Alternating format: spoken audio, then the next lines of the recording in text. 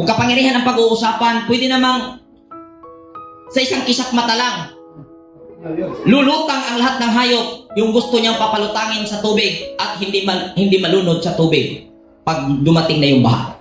Amin po ba? Bakit kailangan pang magpagod ang isang taong sinuwa para gumawa ng arka para ikarga doon ang lahat ng hayop?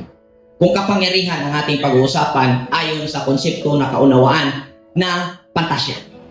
So, ang ating pag-aaral ay tinutuklas natin ang malalim na pinagmulan ng mga salita na ating nabasa sa Biblia.